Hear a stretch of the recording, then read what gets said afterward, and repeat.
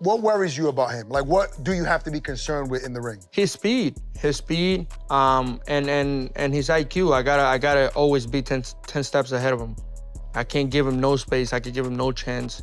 If he sees a chance, he's gonna take advantage of it. I mean, he's a good fighter. He knows how to read another fighter. I mean, we've seen it throughout his career. So he knows how to read fights. He knows how to read a fighter, but he's never been uncomfortable either. You get what I'm saying? Like, we're talking about athleticism. We're talking about, what are we talking about in athleticism? Like, that word means a lot of things. You get what I'm saying? You could be athletic in just one sport. You know, so I feel like, yes, he's athletic, but I'm also athletic too. It don't matter what he do. I feel like he can't. He's too slow. He don't move his head. Like, he getting better, but I'm gonna be too much for him. What I got coming to him, he not gonna be able to take. I'm saying that now. Eddie called this a takeover for you at 154. Ultimately, Zayas has the confidence, Ennis has the reputation, and once the noise stops, only one of them gets to walk out looking like the future. What makes this matchup even more interesting is that Xander Zayas said he respected Jaron "Boots" Ennis' confidence, but promised to take him into uncomfortable territory he had never experienced before. He believed Boots had never faced a fighter with his combination of size, skill, composure, and hunger. That's fair. I feel like that's the way he should think. You know, if he didn't think that way, then he wouldn't be a fighter. I feel like it's the same way. I'm gonna rip his heart out. I'm gonna take him to somewhere he's never been. You know, he's gonna feel uncomfortable. He's gonna be uncomfortable when he comes to fight night. It's easy to face guys that you're bigger than them, you're more athletic than them. But when you're facing a guy that is as big as you, that is as athletic as you, that is as composed, as smart as you, it's a whole different story. And come June 27th, he will see why this 23-year-old is a unified world champion. And that confidence only grew stronger when Xander Zayas paid respect to Puerto Rican boxing legends, but said he was focused on building his own legacy against Boots Ennis. He confidently predicted that defeating Boots would be a history-making moment that could elevate him into pound-for-pound conversations. Elite Puerto Ricans and Americans face each other. We talk about Trinidad got stopped by Hopkins, Cotto got lost to Mayweather, and all the way back to Wilfred Benitez. He lost to Sugar Ray Leonard and Tommy Hearns. How is it going to be different for you, and how are you rewriting history? Man, you know, respect to all those legends, but I'm Xander Zayas. I write history, and I'm going to do it one more time come June 27th. If you beat Boots, is this going to be the when I beat Boots? When I beat Boots. But Boots quickly fired back after hearing those comments, as he responded confidently to Xander Zayas' comments about his defense, and argued that Zayas actually got hit far more in his own fights. He warned that once they shared the ring, Xander would realize just how much faster, stronger, and sharper he truly was. He get hit a lot. He get a lot, man. I don't know what, like these narratives that everybody keeps saying I get hit this, that, and the third. I still get hit less than everybody's favorite fighter and straight like that. But these guys want to put they got to find something to talk about, you know, because when you great at everything, you know, they just pick one thing, you know. Like I said, he gonna see firsthand though. It's different when you're in there with me. And I told him this at the press conference. I'm like, it's different when you're in there. I'm a lot faster than what you think. I'm a lot stronger than what you think. My ring IQ is way higher than what you think. I punch a lot harder. It's gonna be real different in there for me. And from Boots' perspective, the bigger picture is simple because he dismissed Xander Zayas' confidence and declared that the division already belonged to him. He said big fights always brought out his best performances and promised to shine under the pressure on the biggest stage of his career. I don't know. With me, it don't matter. You know, like I said, this is my division, and no matter how much confidence he got, this is my division. And I'm about to show the world and stamp it come June 27th. And look, you've been in a lot of big fights, right, in the Philadelphia area where there's Atlantic City, big crowds there. But what I'm excited about is you're finally getting a big fight on a big stage that you've been, deserving. How big is this for you to finally have a fight, right, where it's going to be everyone's watching for it? This is going to crown you as the next big thing in boxing. What are your thoughts? Still, some analysts believe this fight could be far more competitive because Greg Hackett said the fight between Jaron Ennis and Xander Zayas would likely start as a high-level chess match before Boots eventually turned up the pressure. He explained that Xander's size, movement, and skill could force Ennis to respect him early, making the matchup far more dangerous and unpredictable than people expected. Great chess match early on. I see Boots stepping on the gas though, but Xander could I don't know what Xander power like, but he could earn some type of respect. He could with a shot, or either a good jab or some good movement. He could make Boots kind of respect him in a way where he'll take his time. But we don't know if that's a good thing because we saw Boots take his time with Villa and see how that happened. And then we seen him jump on a guy like Stanionis. You see what happened. And that's exactly why Hackett also believes that Greg Hackett said Jaron Ennis was the sharper and more complete fighter, but warned that Xander Zayas would push him harder than usual. He believed Boots knew this was the kind of fight where he couldn't rely on his normal game and would need the absolute best version of himself to win. But Boots is, to me, better skilled, sharper, and I think he punched a little harder. You know what I mean? More accurate. But I think this is a big fight because Xander know that he can't just be his regular self. He can't be his normal self. He got to be his super version of himself. You know what I'm saying? He has to tap into that. And I feel like Boots understand that too.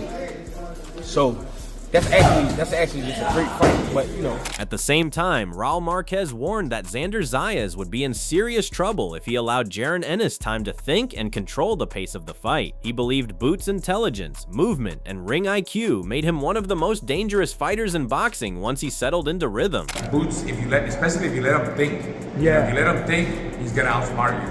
So you gotta be on his chest. I'm not talking about the Mexican pressure, that the Mexican style fighter. Yeah. Intelligent pressure. Okay. You know, be responsible with your defense. Work the body, hit him anywhere, hit him in the arms, hit him right here on the waist, try to wear him down, just suffocate him, try to get him off that game plan that he has. Don't allow Boots to think too much because he's dangerous. When he's thinking, you give him too much time to think, he's at his best. And according to Marquez, the danger increases even more because Raul Marquez believed Jaron Ennis was simply operating on a higher level than Xander Zayas because of his experience, versatility, and explosive style. He said Boots' ability to switch stances, create angles, and combine speed with power made him an extremely difficult fighter to deal with. I think, Xander Zayas, he's a good fighter. He's Puerto Rican. He's done what you have to do to get to this point, but he hasn't fought the level of opposition that Boots Ennis has fought. Boots Ennis has fought better competition. I remember covering him when I was on Showbox on Showtime. I was very impressed by his style, the way he changes levels, the way he changes stance, from different angles. He's hitting from here, he's hitting from there, he's there, he's in and out. His combination punching, when he sits down on his shots, he's got power.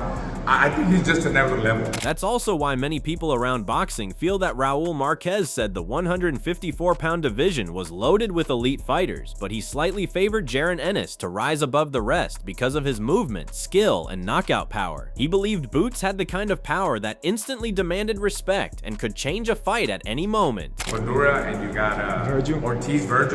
It could be either whoever wakes up that day, but I'm going with Virgil right now because of his boxing abilities.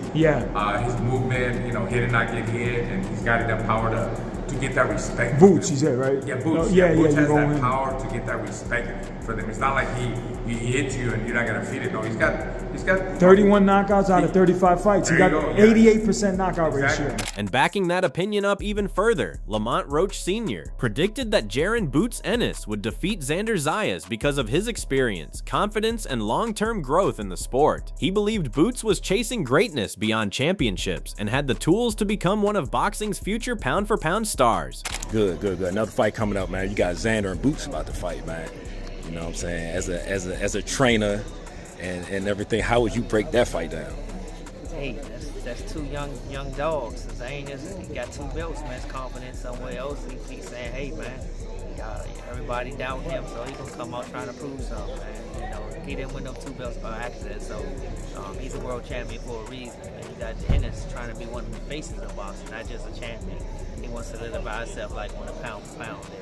A well-coached got more experience, and with that experience that Boots got, man, I see him winning that fight based on what I seen him as a kid. But Xander's side of the story becomes even more compelling when Lamont Roach Sr. said Xander Zayas would enter the fight motivated by criticism and eager to prove doubters wrong. However, he believed Jaron "Boots" Ennis had bigger ambitions, more experience, and the mentality needed to win the fight and move closer to boxing superstardom. Young dogs, Zayas, he got 2 belts, man. His confidence somewhere else. He's saying, hey, man, everybody doubting him, so he gonna come out trying to prove something, man. You know, he didn't win them 2 belts by accident, so he's a world champion for a reason. And you got Ennis trying to be one of the faces of boxing, not just a champion. He wants to solidify himself like one of pound for pound is. Well coached, got more experience. And the risk involved in this fight became obvious when Paulie Malignaggi said he was shocked that Xander Zayas took such a risky fight this early against Jaron Ennis, whom he viewed as one of the best fighters in boxing. He believed the matchup carried enormous risk for Zayas, but also had the potential to turn him into a superstar if he pulled off the upset. I didn't see the press conference, but I am surprised they put in Xander that early. Listen, Xander will fight anybody. He's that kind of fighter. Super marketable fighter, so that's why I was surprised that they're taking this chance with him a little early. If he wins, he's a megastar. Ennis is one of the best fighters in the sport today. This is a fight I think both of them need, but I think Ennis needed it more because Ennis is a little older. With Zayas, you had time to wait on this kind of risk. So credit to both guys for making it. Credit to the zone for making it, for getting all these promoters together and making these big fights. I think it's an exciting fight for the reason that it's done at this point. I think it serves Ennis better. That concern only became stronger after Paulie Malignaggi compared Xander Zayas' situation to Miguel Cotto's career path, but he felt the timing was much tougher in this case. He warned that Jaron Ennis was still an elite and dangerous fighter, making this a serious challenge for the young Puerto Rican star. Very nicely into the modern boxing sphere. Similar to Miguel Cotto and Trinidad. This fight, yeah, you know what? Right. But Cotto was more ready at that point than for Judah. You know, it was done at the right time for Cotto. It was a little bit after Judah. It was a little bit on the decline for Judah, and it was at the perfect time for Cotto. While this one is still, I think Ennis still is a very dangerous guy. And even boxing legends seem to agree, because Roy Jones said Xander Zayas was a very good fighter, but he believed Boots Ennis operated on another level right now because of his experience and versatility. He stressed that Xander still needed to keep sharpening his craft and expanding his skill set if he wanted to compete with someone as dangerous as Ennis. It really is. So Xander is a good fighter, but I don't know if he's on Boots level yet. What's the best advice you could give him if he's heading into it? Just keep trying to advance, keep learning your craft, keep studying your craft, keep working on your repertoire, because having a deep repertoire is what it's going to take to beat a guy like Boots, because Boots has a great repertoire. At the same time, Roy also pointed out that Roy Jones believed Xander Zayas had the ability to challenge Boots Ennis, but he also felt the matchup might be coming a little too soon in Xander's career. He explained that big opportunities and big money can force fighters into dangerous fights earlier than expected. What do you think? You think he could beat Boots Ennis? Well, if anybody can, beat him, but that's a hell of a task he's taking on at an early age too, you know what I mean? So I would have liked to see him wait just a little bit longer, get a couple more fights in, but sometime when the money calls, the fight has to happen. Money calls, the fight got to happen, so it's what it is. Jaron Ennis, Tim Bradley, fellow Hall of Famer like you, breaks down the fights like you. He said that Jaron relies on his athleticism too much, and he got holes in his game Xander can exploit. That was something they tried to say, about you when you were doing your thing. Roy, do you see that with Jaron, or that's not the case? I don't see it with Jaron. I see Jaron as being a guy that's actually knows what he's doing and knows how to fight. Has talent too, but knows how to use his talent. Therefore, it's nothing to break down. And I think they'll find it out come this next fight. And one major reason Roy favors Boots is that he said people underestimate how fundamentally sound Boots Ennis really is, because he makes everything look natural and easy. He believed Ennis wasn't just winning off athleticism, but off high-level boxing IQ and polished technique. Like he's mentioned with Prince Nasino defensively, that he doesn't wear shots sometimes, Jaron Ennis, maybe more than you did at times in your prime. He does, but he's doing it. What he's doing off of his fundamental learning. It's not like he just going off talent doing it. That's his fundamentals. Trust what I tell you. He's got a great jab. He got a great everything because he's fundamentally sound. In what fashion do you think he beats Zayas? Well, it's going to be a tough fight because Zayas is a little tall, I think. And anytime you fight a guy tall like Zayas, he's going to be a problem. That technical advantage is exactly why Sergio Mora said Xander Zayas impressed him during the face-off, because the young champion stayed calm and confident against one of boxing's most dangerous fighters. He explained that even though Zayas looked bigger, younger, and highly motivated, Jaron "Boots" Ennis was still the more naturally gifted fighter, and if Boots stayed sharp, he could expose Xander's mistakes in a big way. Or love to be average in life. I wasn't born to be average. I was born to make history. I was born to keep writing history. I've been writing it since the day I was born. And this is no exception. This is the biggest name. This is the biggest test. And I'm gonna write history one more time. That's what it's all about. That's what you're in the sport of boxing for. It's easy to just get complacent and just fight all names or all guys that were champion 3-4 years ago. And according to Mora, the biggest problem for Xander is that Sergio Mora said Xander Zayas would need to fight the perfect fight if he wanted any chance against Boots Ennis. He believed Xander couldn't stay too aggressive on the inside because Boots was too dangerous as a counterpuncher, but fighting backwards all night would also be risky since Ennis could still capitalize on mistakes and break him down. Throw punches at him sometimes, you know, just for the fun of it. There's no, I mean, I don't know the guy. I've never met him in real life. I don't know what he looks like in real life, you know?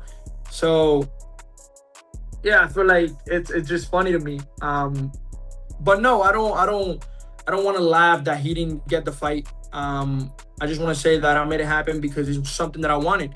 It's something that I'm confident on that I'm gonna win on June 27, and it was easy for me to say yes. I've always said yes. That strategy discussion became even more interesting when Chris Mannix explained that Xander Zayas and his team seemed determined to push Boots Ennis backward and test him physically, especially after claiming Boots had bullied smaller fighters for years. But he warned that Ennis had always been deadly against aggressive opponents because his counterpunching and ability to fight off the back foot made him extremely dangerous whenever fighters came straight at him. Like you said, it was an easy negotiation. I feel like we both wanted to fight. There are no buts. There's no what ifs. We both want to fight. Let's make it happen. The fans want it. Why not make it happen? With Virgil, well, I guess that happened every time there was a conversation of a big fight with him.